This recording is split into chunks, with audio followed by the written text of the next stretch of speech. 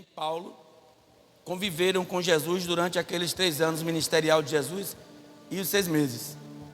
Mas Pedro, ele teve essa experiência e creio eu, que ele passou um pouco da experiência que ele viveu com Cristo para Marcos. Amém? Capítulo de número 13 do livro de Marcos, quando você achar aí, identifica tão somente o versículo de número 32 e nós vamos voltar para o versículo 1. Amém? Capítulo 13 de Marcos, versículo 32. Amém? Vamos ler só esse versículo e voltar a Bíblia para o capítulo 13, versículo 1. Amém? Fácil de achar, é o segundo livro do Novo Testamento, 66 livros, né, Rosília? Se ele fez naquele dia que eu achei 69, 39 antigo, mais 27 novos. São 39 do Antigo Testamento e 27 do Novo Testamento. No calor da emoção aqui, no dia da festividade eu falei 69. Amém? Mas eu vejo lá e peço perdão à igreja quando eu falho aqui. Capítulo de número 13, versículo 32 diz assim: mas, todos acharam? Daquele dia e hora, ninguém sabe senão,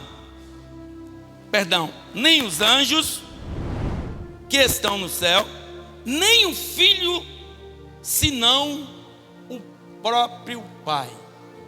Amém? Volta para o versículo 1 do capítulo 13. Daquele dia e hora, nem os anjos do céu, nem o Filho sabe qual dia e a hora que Jesus virá, a não ser o próprio Deus.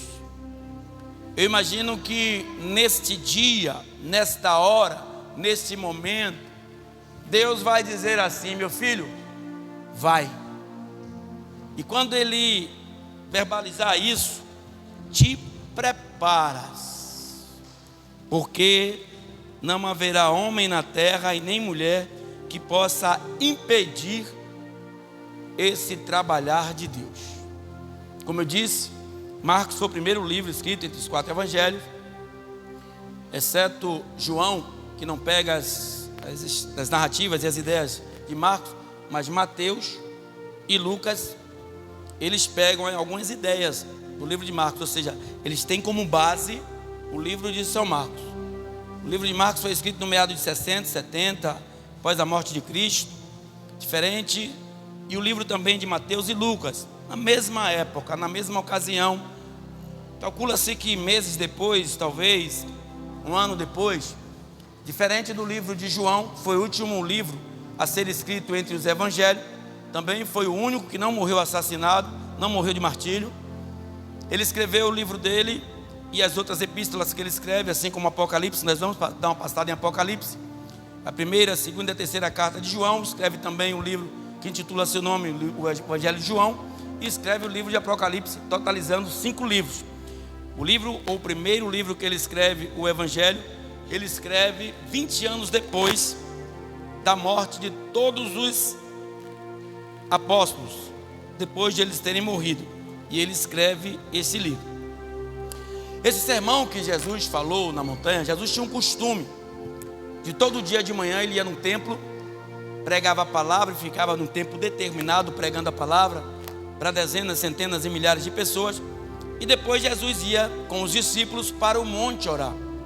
Todos os dias ele tinha esse trabalho, era uma coisa normal na vida de Jesus. E esse sermão ele se divide em 5 blocos diferentes, e nós vamos tratar todos eles em 5 partes. E é um sermão, como eu disse, escatológico, né? Que se assemelhou com Apocalipse, trazendo o final de todas as coisas. Escatos significa final, ou melhor dizendo, estudo dos últimos dias, ou dos últimos acontecimentos. Amém?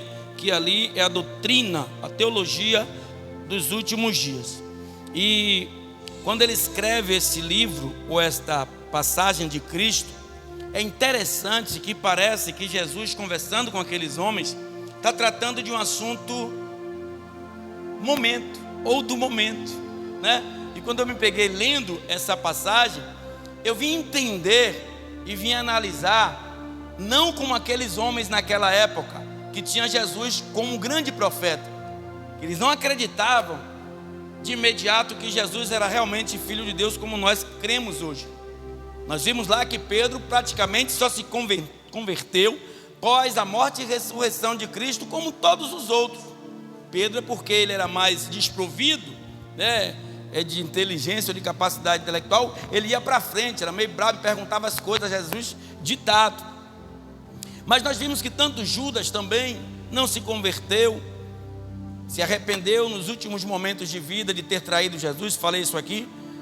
E também o irmão de Jesus, Tiago, que ele foi um dos líderes da igreja primitiva, que só se converteu após a morte de Jesus.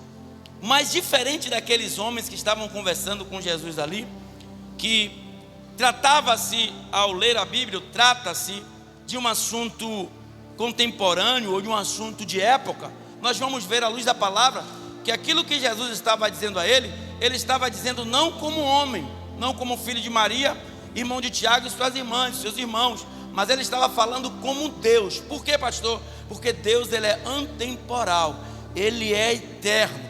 O dia para Deus é como 1000 anos, como um ano, 1000 anos como um dia. Então, o que ele estava falando ali é para hoje. E nós vamos ver, à luz da palavra do capítulo 13, versículo 1 a 4, ele vai trazer descrição do templo, que aqueles homens passavam pela tarde, indo para o monte orar com Jesus, e se depararam com aquilo fabuloso aos olhos dele na época. E diz assim: e saindo ele do templo, disse-lhe um dos seus discípulos: mestre, olha que pedras e que edifícios.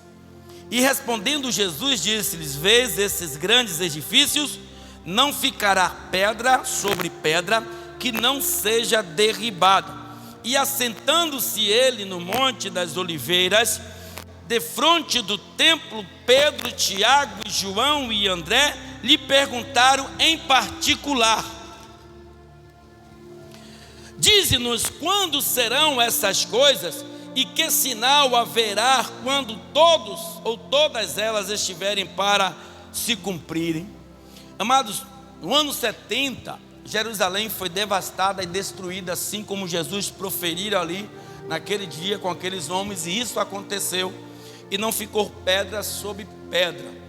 E Jesus começa a conversar com aqueles homens, ou a saber, aqueles discípulos, porque Jesus sabia que da boca daqueles homens e dos seus familiares e de pessoas posteriores iria chegar aos ouvidos hoje de Neemias, de Florisvaldo, de Lília, de Márcio, de Luiz, de Cláudia e de todos nós que estamos nessa geração. Esta fala, vou repetir mais uma vez, é para esta geração. Então atente-se para o que Deus quer falar aqui conosco nesta noite. E eu vou te pedir encarecidamente, ou nos pedir, paremos de brincar de ser crentes. Aqui é uma coisa, após a nossa morte é uma outra coisa totalmente diferente. A dor da morte física, seja ela acometida de bala, facada, facão, machado, atropelo, queimadura, queda, afogamento, seja de que natureza for, é uma dor momentânea, porque depois que sai o fôlego de vida, a dor se cessa, carnalmente falando. Só que nós nos atentamos para esta dor física, para esse medo de perder a vida como pessoas, e esquecemos que a Bíblia nos diz em Apocalipse que haverá choros e ranger de dentes na vida daqueles que não fizeram uma aliança com Cristo. Imagina morar eternamente com Satanás em sua corte. Será que você tem estrutura espiritual para viver com demônios? Será que você tem estrutura espiritual para viver com Lúcifer, Exu Caveira, Tranca-Rua, Dagoma, Moma, Zera, Júpiter E os demais, ei, irmão, amém? Será que nós temos estruturas para viver isto? Te digo com toda a certeza, igreja, segundo as Escrituras Sagradas, dói muito mais queimar no fogo do inferno do que um tiro na cabeça, do que uma facada no coração, do que o corpo sendo queimado vivo. Dói muito mais arder eternamente no inferno. Não se enganem. Se você tem medo daqueles que tiram a vida sem pena, sem dó, sem piedade, imagina daquele que não tem alma para ter pena de quem tem alma. Satanás. Então é um assunto muito importante, por isso que eu estou pedindo a atenção de toda a igreja. Nós não acreditamos na morte pós a morte. Nós acreditamos o tempo todo que nós nunca iremos morrer. Só tem um momento que nós acreditamos quando vamos morrer, é quando estamos num leito hospitalar ou quando estamos sendo ameaçados de morte. Mas eu quero dizer a todos que estão aqui, todo mundo que está aqui vai provar do espírito da morte. Aí Deus vai perguntar: filho, filha, teu corpo não está mais sobre seu espírito, sobre sua alma. Ele vai dizer: me mostra as tuas obras. Apocalipse 20, 12. Apocalipse 20, 12. Vi os mortos grandes e pequenos, e vi abrirem-se os livros, e um outro livro que era o livro da vida, e todos serão julgados segundo as suas obras. Aí ele continua, a revelação da escatologia ou revelação escatológica. Olha o que diz, capítulo 13, versículo 5 ao versículo 8. E Jesus respondendo-lhes, começou a dizer: olhai que ninguém vos engane. Nós estamos vivendo em um mundo evangelicamente de muitas enganações, de muitas patifarias, de muitas antropocêntricas, de muitos homens que se intitulam-se Deus e mulheres, e tirando a cristocência da igreja e trazendo rótulos sobre si e enganando a muitas pessoas. Jargões formados de vencedores, de pessoas que são, louvado seja Deus, promissoras, de pessoas que vão ganhar, de pessoas que vão se enriquecer, de pessoas que vão se livrar. Ei! A palavra do arrependimento não é essa. A palavra do arrependimento é: pare de fumar maconha, pare de cheirar pó, pare de se prostituir, pare de beber, pare de fofocar, pare de se corromper, pare de apodrecer a tua carne, porque você será cobrado por tudo que você está fazendo nesse corpo. É culto de libertação. A primeira libertação que tem que ser sofrida tem que ser dentro de nós. Tem pessoas que ficam procurando se libertar de macumba, de obra de macumbaria, de olho grosso, de alguma coisa que o diabo fez. Primeiramente você tem que se livrar de você mesmo. Jesus podia, eu gosto dessa passagem, Jesus podia falar qualquer coisa a Nicodemos. A única coisa que ele disse a Nicodemos foi: livre-se de si mesmo. Ah, pastor, não está escrito isso não. Você tem que nascer de novo, porque essa criatura que nasceu em você, ela é podre, ela não presta, ela está morta. Você tem que nascer da água e do Espírito. Então, se você não teve ainda encontro com Jesus dentro da igreja, eu vejo aqui Jesus se manifestar poderosamente. Muitas vezes as pessoas me ligam: pastor, que manifestação gloriosa foi aquela? E ficam outros de boca aberta, porque você não consegue se manifestar ou manifestar-se recebendo a unção do Espírito Santo Não é essas maluquices que nós vemos aí não. Eu estou falando de uma visita do Espírito Santo verdadeira, onde seu corpo sim se treme, onde você começa a sentir algo diferente, onde você começa a sentir algo que você nunca sentiu, uma alegria indescritível. Aí você diz: pastor, o que foi aquilo? É a presença do Espírito Santo. Se você ainda não conseguiu entender isso, Nicodemos, se você ainda não conseguiu sentir isso, você tem que nascer de novo. Como é que diz isso para um homem que em todos os parágrafos da lei, 613 leis, ele diz cada uma de cor e salteado, sem precisar olhar o pergaminho? Ele disse: como é que eu vou fazer isso? Jesus disse: você é mestre em Israel e não sabe? O que acontece, Rogério, é que tem muitas pessoas que estão líderes de igreja, mas não sabem absolutamente nada, nem para si e nem para ensinar para os outros. Aí Jesus já vem advertindo: esta é para nós. Isto aqui, ele estava dizendo a Pedro, Tiago, João, os demais, mas serve tanto para lá como para cá. Olha o que ele diz. E Jesus respondendo, no versículo 5, vou voltar, começou, louvado seja Deus, a dizer: olhai que ninguém vos engane. Aí ele continua dizendo assim, louvado seja Deus, porque muitos virão em meu nome dizendo: eu sou o Cristo, e enganarão a muitos.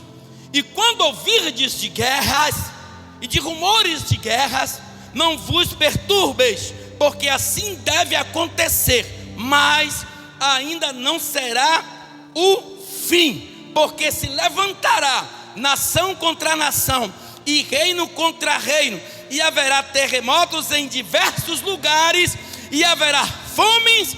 Isso será o princípio das dores. Ele diz para a gente não se preocupar, mas entretanto, firmem-se.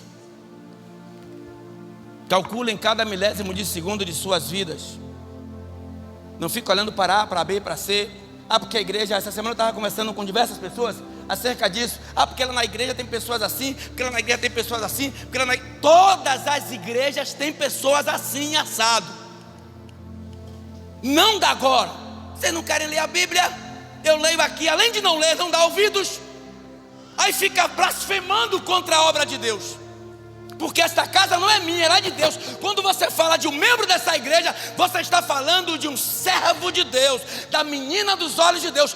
Paulo fala com todas as letras, 1 Coríntios capítulo 1 até o capítulo 10, das intercorrências dentro da igreja da época. Mulher brigando com mulher, homem se prostituindo, fofoca, heresia, todas as coisas aconteciam dentro da igreja e tem que acontecer nesta geração. Só que ele diz: olha, é bom que isso aconteça para que os sinceros na fé se manifestem. Só que os sinceros na fé desta geração estão se corrompendo. Estão olhando para aquele que olha para ele de cara feia, para aquele que fica falando dele por trás. Estão se corrompendo porque não está se dando bem com A e com B. Você tem que se manter de pé. Aí quando quer sair da igreja, fica lançando a culpa em diversas pessoas, em dezenas de pessoas. Aí sai daqui da igreja: eu quero que me prove. Depois de um ano, em qualquer igreja do Brasil, em qualquer uma, em outro estado, com outra cultura local, eu quero que me prove. Não, pastor, lá os irmãos são harmônicos. Sabe, pastor, você é celebridade lá, pastor. Não, pastor, é uma harmonia, não tem confusão, não tem briga. Eu quero que me prove. Disse uma vez e vou repetir: gente, Agnaldo, é gente em qualquer lugar, em qualquer país, só muda a língua.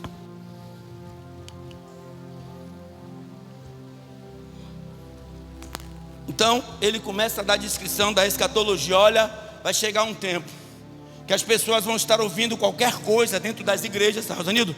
Passa uma água ali, Rosanildo, por favor. Vão estar ouvindo qualquer coisa dentro da igreja e vão estar se maravilhando. Pessoas que vão dizer que é Deus que está mandando sem Deus mandar. Pessoas que vão usar coisas da época, coisas humanas, coisas emotivas, para agregar quantidades expressivas dentro da igreja. Mas não sou eu, Deus diz: não sou eu que estou falando. Está lá em Filipenses: não, ai daquele que diz que Deus mandou sem Deus autorizar. Mas hoje o povo perdeu o temor, Márcio, e o tremor de uma forma tão exacerbada que estão falando pelos cotovelos. Deus está falando toda hora. Eu vou trazer um assunto aqui que vai trazer uma polêmica terrível na igreja. Estou me preparando acerca de línguas estranhas. Porque nós não entendemos, porque não praticamos, porque não estudamos, porque não interagimos com a Bíblia.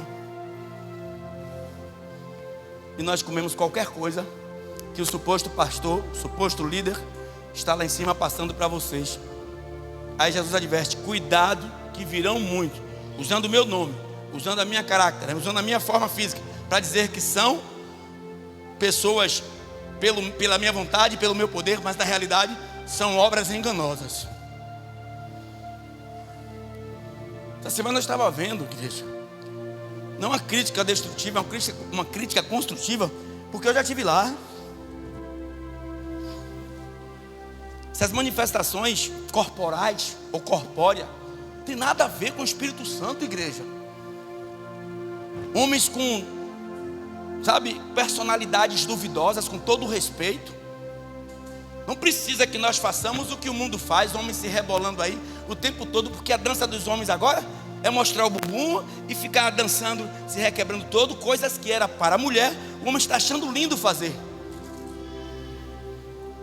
Mas são pessoas do mundo, os caras bombados, toma coisa, fica cada um cara mais bonito do que o outro, mas desperdício, aí fica, imitando as mulheres. Vários homens, Rogério, triste de se ver. Aí você chega na igreja, num lugar que você é para ser alcançado pelo Espírito Santo, está o cara. É gay! Enrustido, escondido, de trás da placa da igreja, homossexual, transvestido de ovelha. Então não vê quem não quer. Tem um ditado no mundo que diz que é misto que a gente erre, mas o complicado é quando você permanece no erro. Aí os pastores ficam com medo de falar, porque vai perder membros. Fica com medo de dizer, porque vai ferir membros. Fica com medo de verbalizar, porque a família do cara é grande, a família da mulher é grande. Se ele ou ela sair, a família toda vai seguir ele. Vá com Deus. O que eu não posso, o que nós não podemos, é continuar praticando as mesmas obras que praticávamos no mundo. Ou seja, ao invés de o mundo imitar a igreja está imitando o mundo.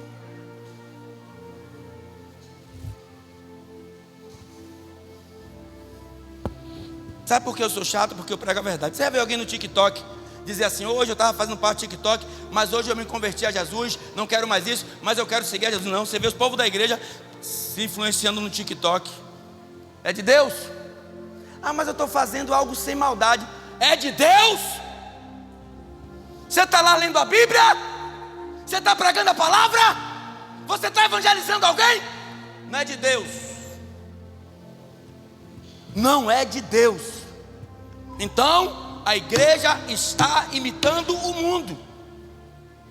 Satanás não precisa mais ir para carnaval para ver demônios, não precisa. Dentro da igreja evangélica, Satanás faz o carnaval dele. De tanto misticismo, tantas misturas, tantas religiões que estão dentro das igrejas hoje. Seitas transvestidas de adoração. Mas a hora está chegando, irmão. O momento está se apertando. Você que tem medo da violência física,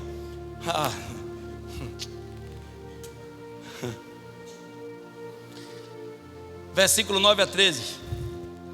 Aí vai começar as perseguições e o ódio àquele que pregam a verdade. Quantos inimigos eu agranjei na minha vida? Eu falo inimigos evangélicos. Eu tenho mais amizade com pessoas do mundo do que com evangélicos. Acreditem nisso. Eu tenho mais amizade, sou mais respeitado pelas pessoas que não têm uma vocação cristã do que os próprios cristãos. Por quê? Queriam que eu continuasse nas mesmices que eles continuam, degrinindo a imagem de Deus, blasfemando, trazendo heresia para dentro da igreja, idolatria para dentro da igreja, mentira para dentro da igreja, pilantragem para dentro da igreja, e o povo está gostando desse mungunzá, ou dessa farofa de azeite. O povo gosta, não é não, Aguinaldo? O povo gosta de suar, gosta de pular, gosta de, sabe, de a mulher mostrar a calcinha e o cidadão lá pegar o paletó dele e jogar em cima, sabe? É um cara se batendo com mulher lá no meio, e a mulher coisa, e o cara pufo, e a mulher pai, pufo, e tá tudo bom. Me diga onde é que existe um culto nesse negócio. Pergunta o cidadão desse se ele pega uma palavra de Deus e vai trazer detalhada para a igreja, porque essa é a verdadeira adoração a Deus, em meio às pessoas que precisam ouvir a palavra de Deus. A Bíblia diz que é que por ouvir e ouvir a palavra de Deus que haverá transformação de vida. Olha o que ele diz, começa a perseguição. Por quê?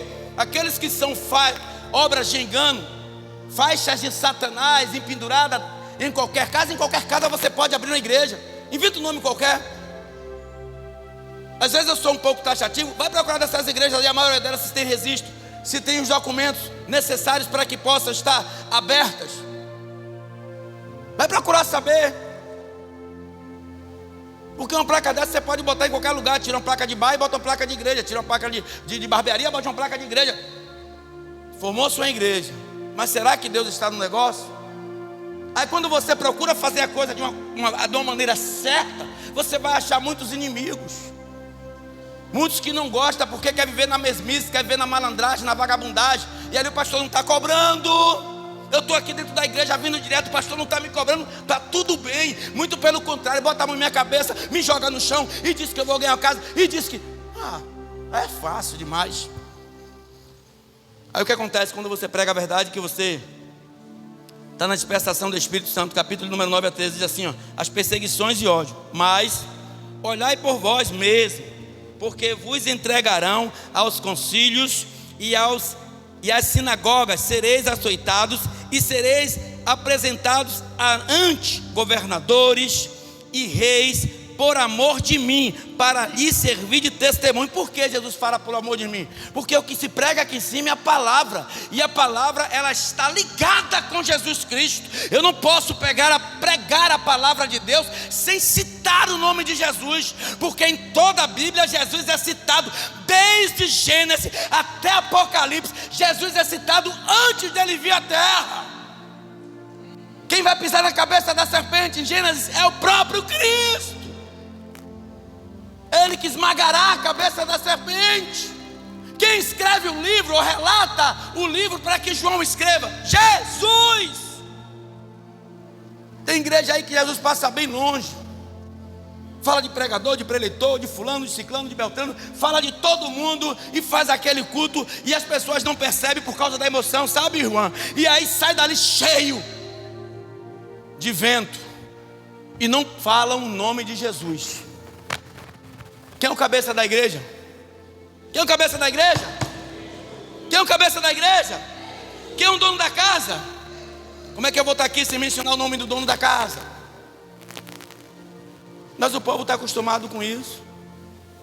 Aí o cara chega em cima da igreja, aí vem uma pessoa nova aqui, vem uma pessoa que nunca veio aqui, aí vai lá, fulano, vem cá, levanta aí, Deus está mandando falar com você. Claro que nós temos que tratar os nossos convidados bem, mas não enganando-os, porque o próprio Jesus diz, cuidado, que virão muitos que enganarão e usarão meu nome para enganar vocês.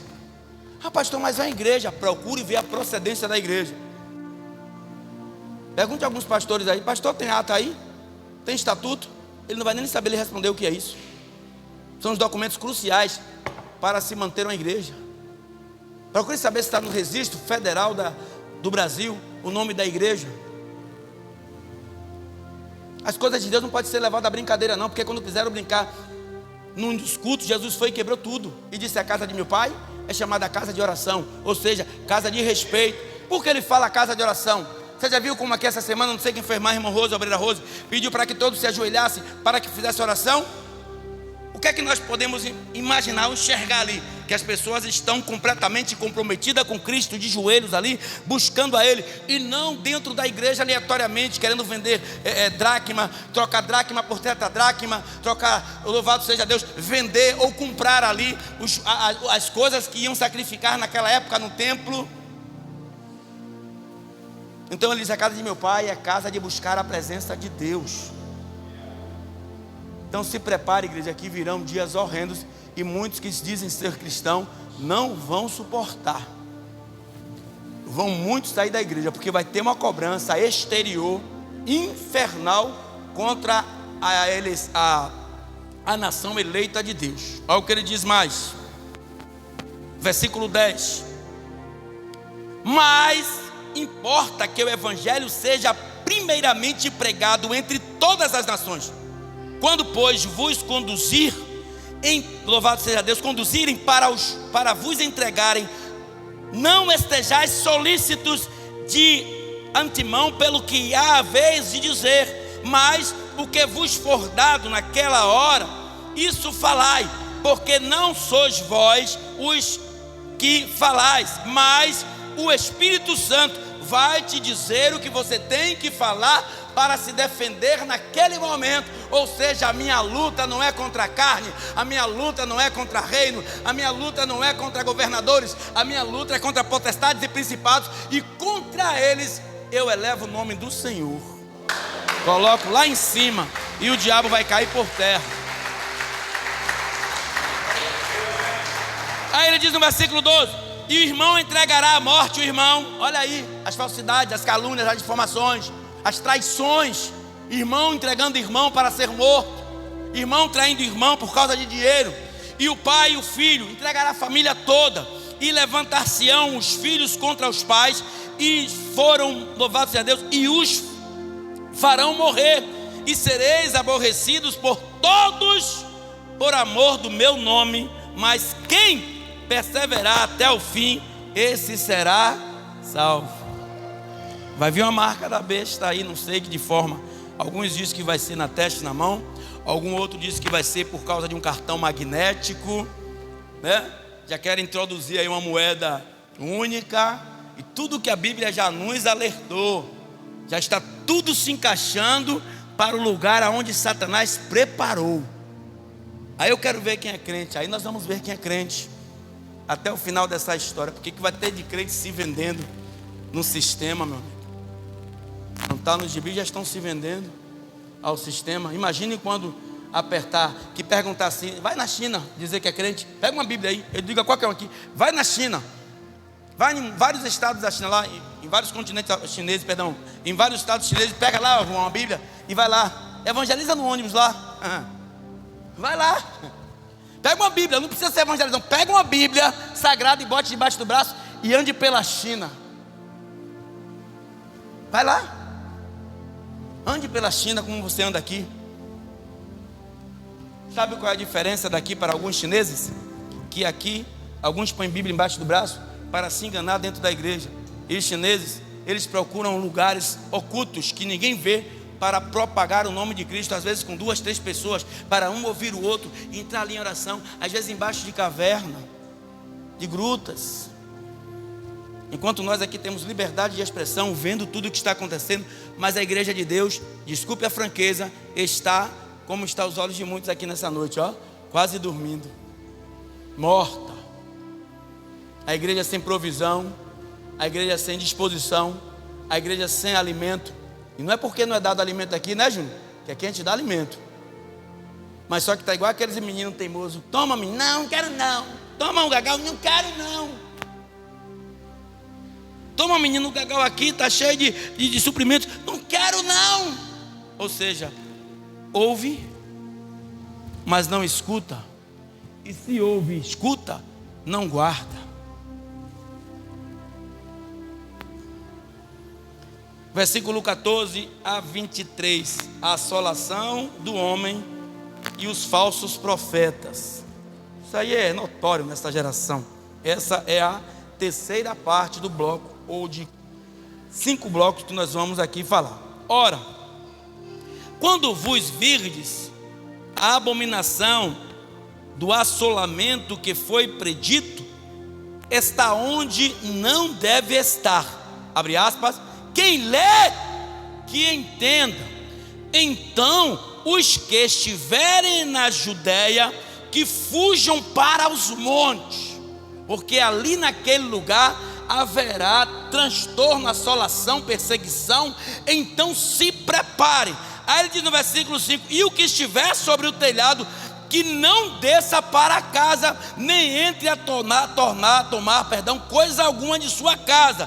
E o que estiver no campo, que não volte atrás para tomar a sua veste. Mas ai das grávidas e das que criarem naqueles dias meninos no colo ou no seu ventre. Orai, pois, para que a vossa fuga não suceda no inverno. No livro de Mateus chega a dizer no inverno ou no sábado, porque o inverno lá naquele local é geleira. Ele faz aí uma comparação, traz lá algo cultural. E no sábado, alguns judeus lá, alguns líderes de nação, como nós conhecemos uma igreja hoje aí, que no sábado não pode trabalhar. Jesus chega a dizer: minha casa, se você vê um gado seu aí sendo atolado, você vai deixar ele lá morrer? Então ele está dizendo: orem para que não seja no inverno. E Mateus diz: para que não seja nem no inverno e nem no sábado. Cadê a igreja de Deus que vai morar no céu? Cadê o povo de Deus que diz: sou nação eleita? É como o irmão estava falando hoje aí, que postaram aí, a igreja, foi a irmã que botou no grupo de intercessão, a igreja hoje canta louvores que são antropocêntricos, que elevam o nome do homem. A igreja hoje se prepara para o dia domingo nos cultos, mas não para Deus, mas para se apresentar para os homens. Quantas pessoas aqui se apresentavam aqui, mas continuam vazias? Do que adianta aquelas apresentações aqui de teatro, de jovens, de senhores e senhoras, se o coração está podre e o corpo interno está vazio?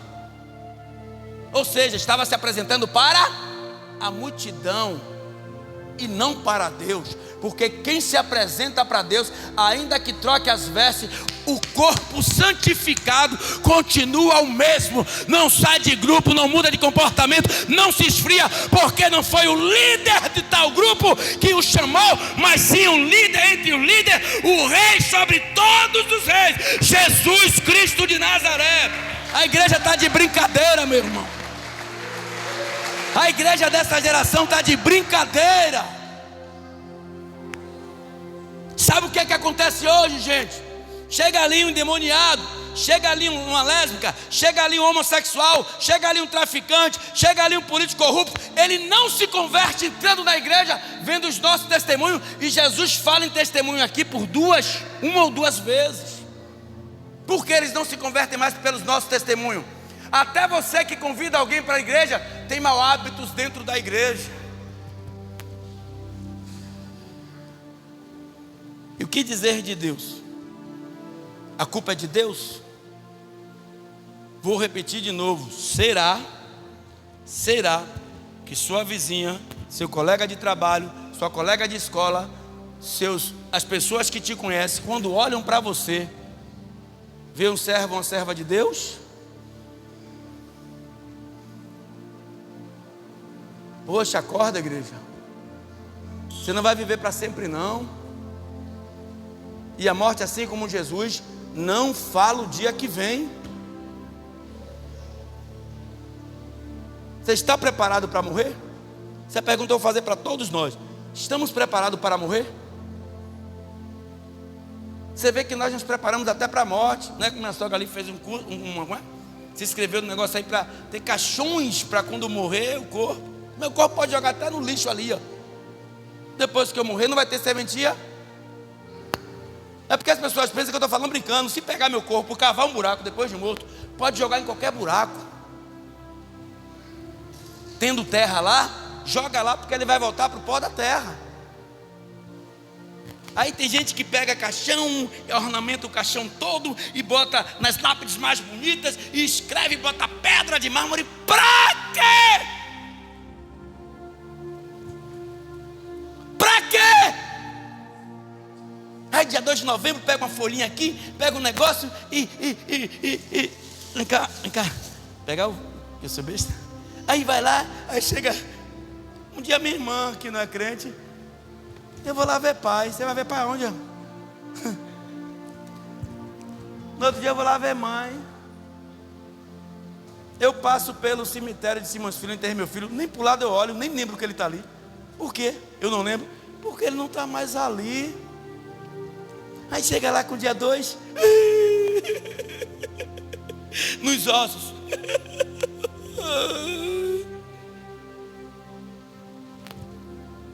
Deixa isso para quem não conhece a palavra. Depois que morre, segue-se o juízo. Eu queria pegar uma pessoa dessa assim, seu corpo, vem cá, vem chorar em cima do corpo do seu pai, aqui de sua mãe, vem cá, abre o caixão aí, depois de um ano, abra, aí, chora aí, seu pai está aí, sua mãe está aqui, seu filho está ali, seu irmão está aqui, você vai ver esqueleto. Quer ver esqueleto? Faça a faculdade de medicina, para estudar o corpo humano. Chorar é o quê? Então nós temos que amar enquanto eles estão vivos. Eu digo aqui um bocadinho, não vai chorar no dia do meu enterro, não vai chorar. Eu brinquei até com uma cidadã aqui, ó, se você ficar chorando no dia do meu enterro, eu vou levantar com aquele bem negócio dentro do nariz. Sai daqui, sua miserável, saia. Falso miserável, sai daqui.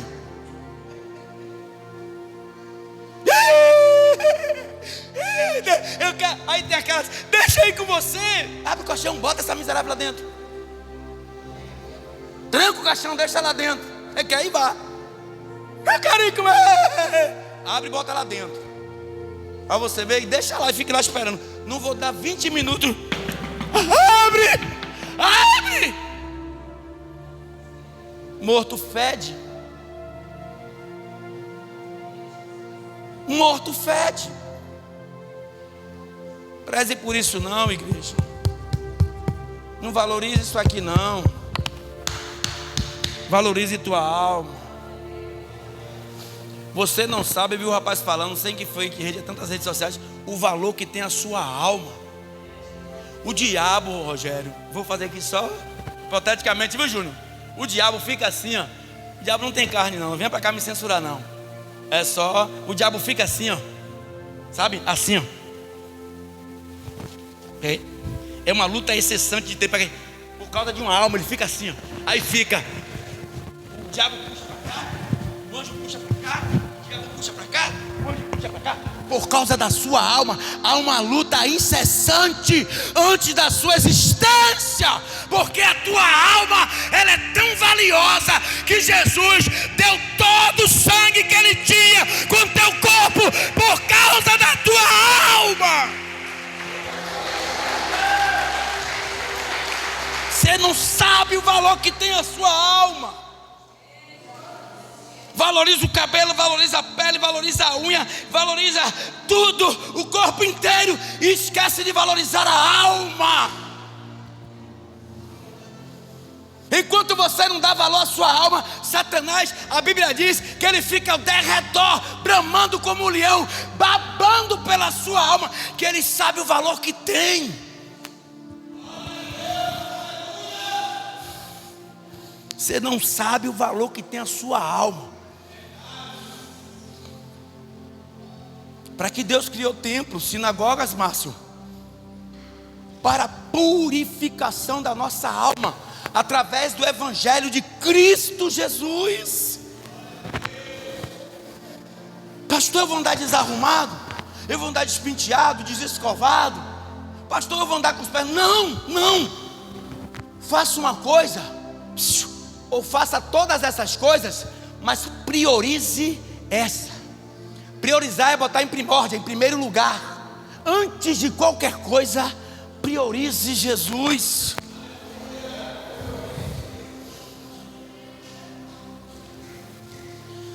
Capítulo 24. Versículo 19 do capítulo 13. Porque naqueles dias haverá aflição, tal qual nunca houve desde o princípio da criação, que Deus criou até agora, nem jamais haverá.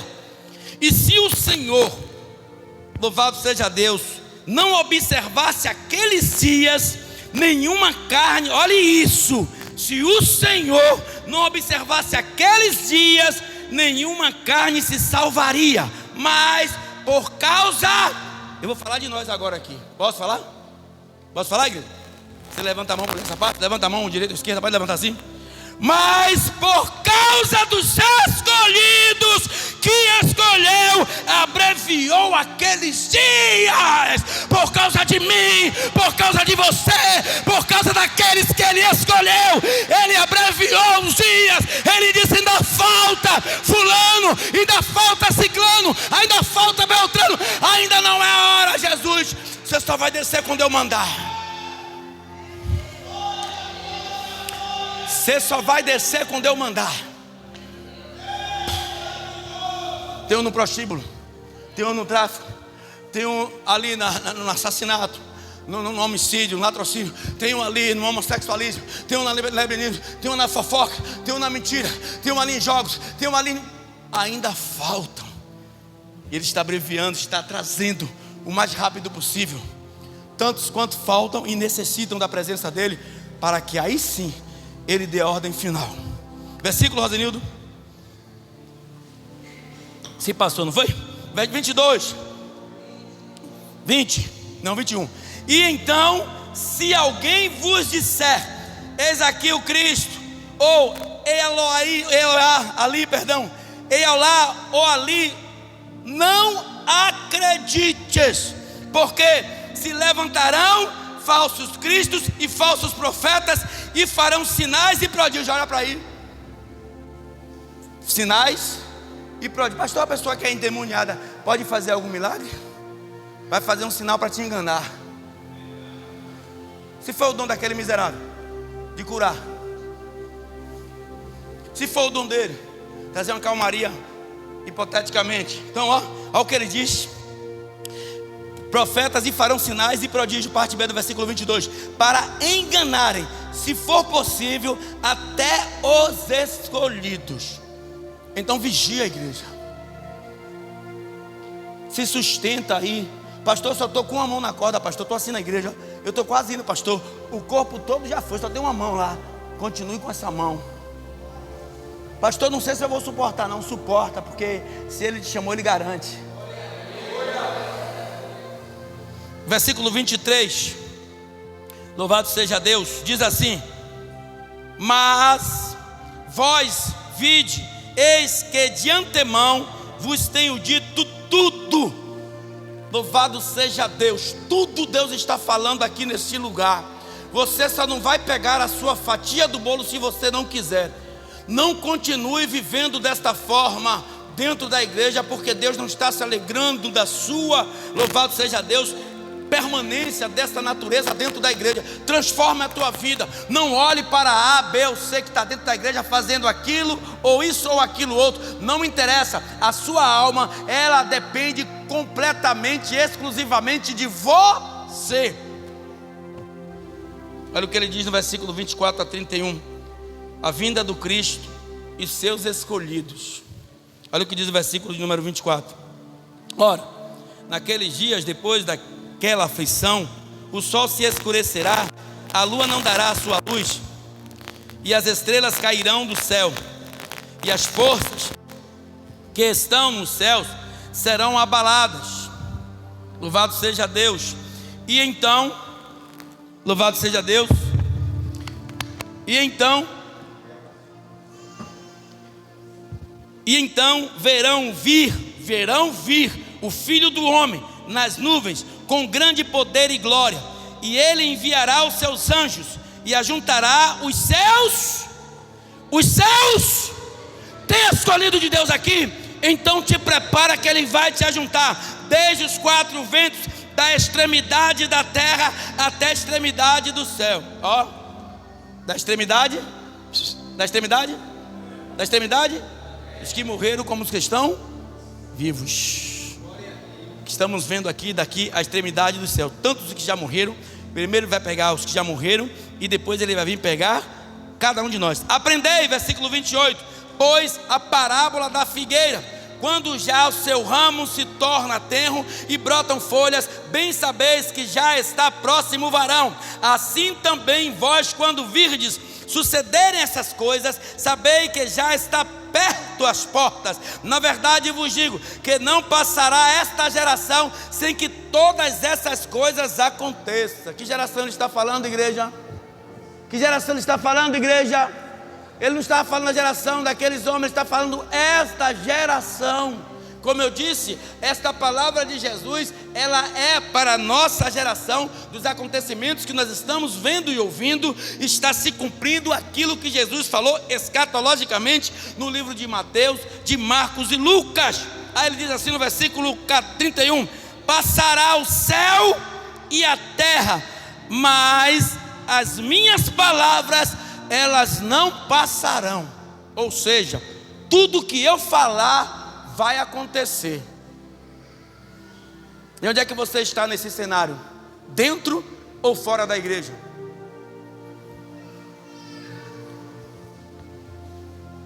O que te separará do amor de Cristo? Como o apóstolo Paulo escreve: a nudez, a fome, a dor, a luxúria, a difamação, a calúnia, as perseguições, os tumultos, as contendas.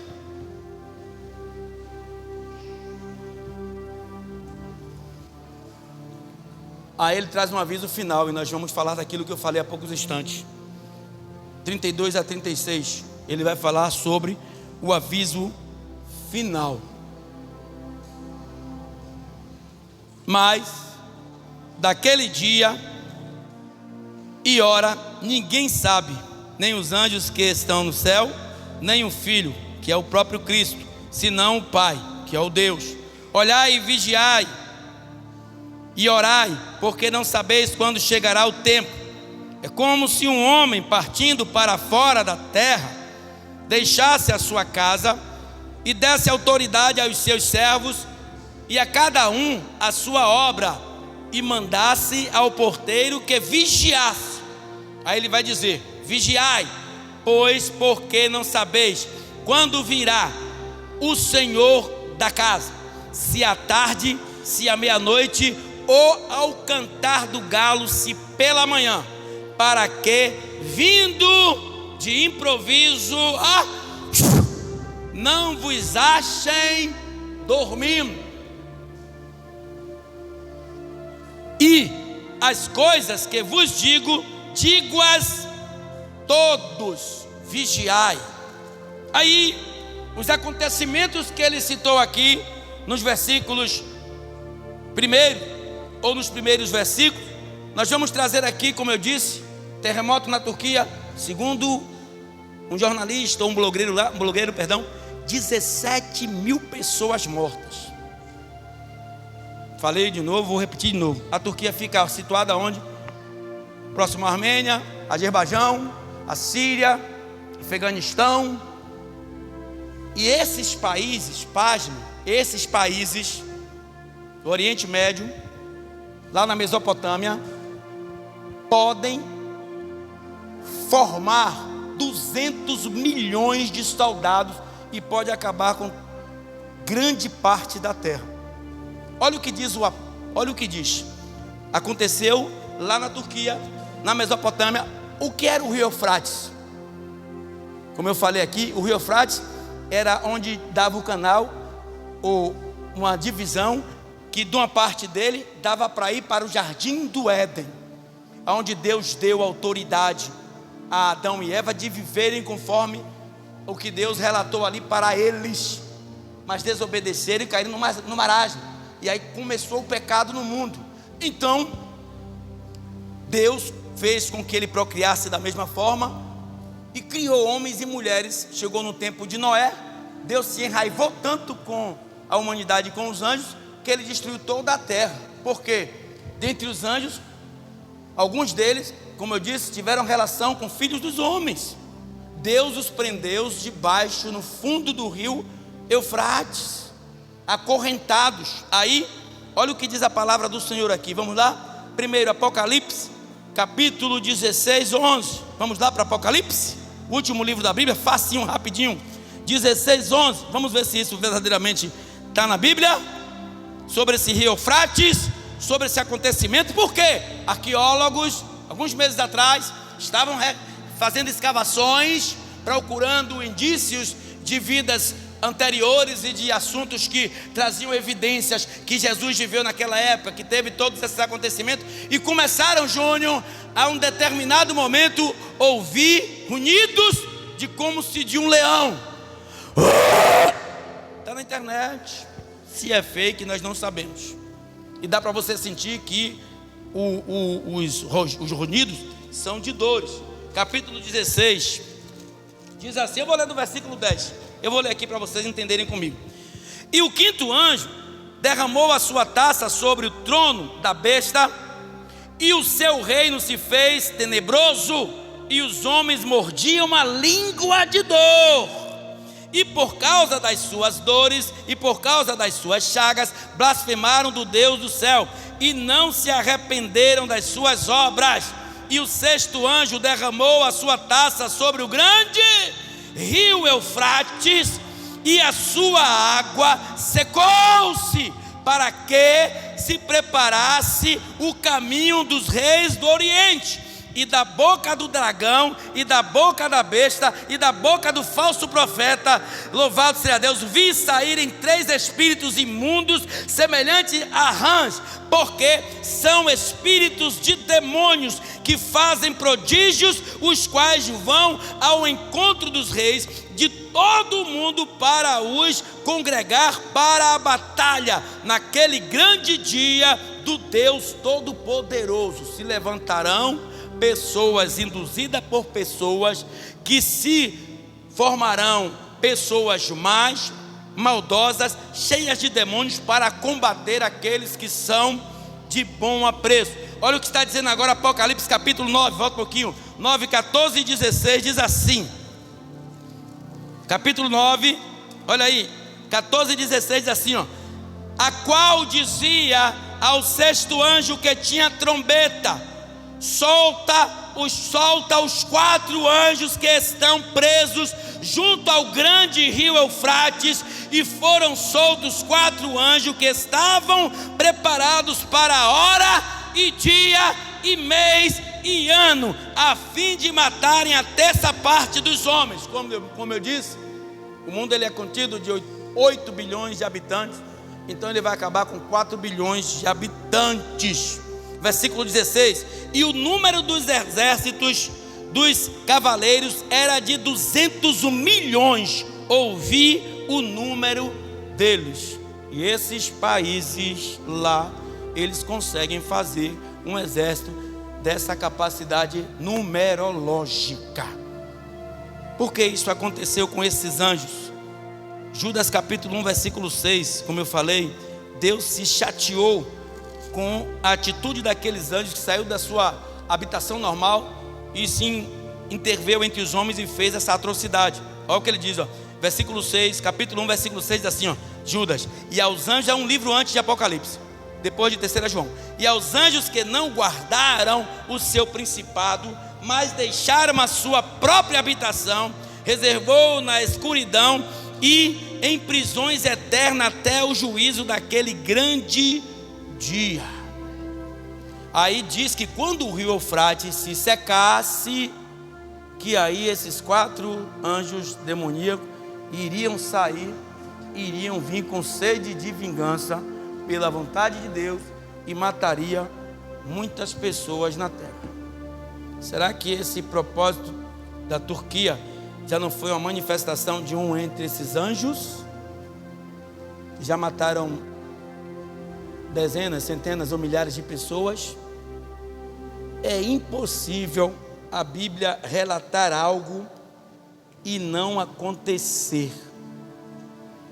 Então se prepare para esse tempo que nós estamos vivendo, e Jesus não deixa a gente enganado. Olha o que ele diz no versículo 5, 13 de Marcos.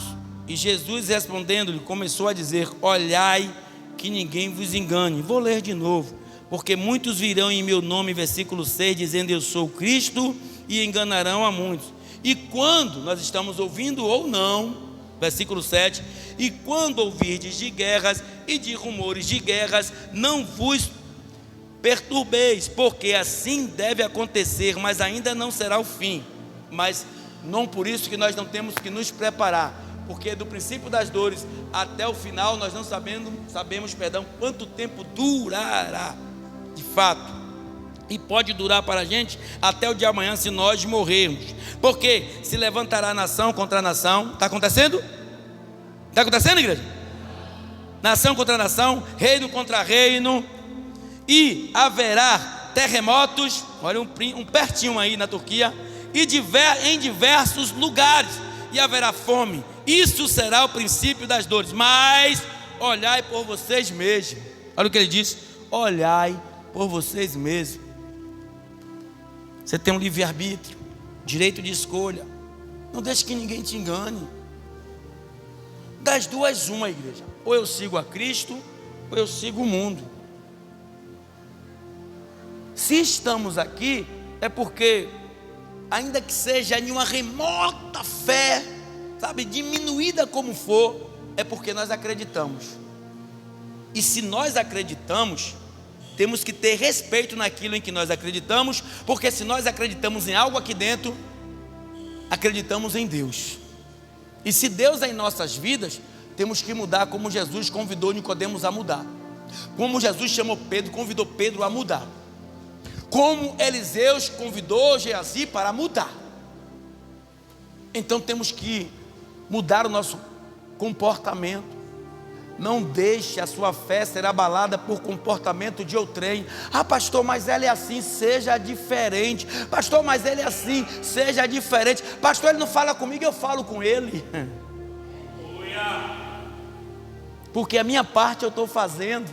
Ah, pastor, ele me trata mal, trate ele bem. Mesmo que mastigando os dentes. Estamos vivendo dentro da mesma casa. Porque se não dá para vivermos juntos, faz como Jesus, ó. Bate o tapete do teu pé e cai fora. Diga e repito para que vocês não me tenham aqui como herege, falando heresia aqui, ou pregando aquilo que eu não vi. A pessoa saiu daqui para fora, principalmente se for com confusão comigo, eu não tenho obrigação de apacentá-la ou apacentá-lo. Mas os que estão ainda no apreço de Deus sobre a minha responsabilidade, eu tenho que fazer a minha parte. Que às vezes vai dizer: ah, pastor, ali não fala, eu não sou obrigado. Entende uma coisa, pelo amor de Deus. Se você está aqui, tem alguma dúvida comigo, eu vou tentar, na medida do possível, mostrar a você que não é nada disso que você está pensando, porque você está sob minha responsabilidade. Mas a partir do momento que você saiu daquela porta ali e foi para outra denominação, ou está no mundo,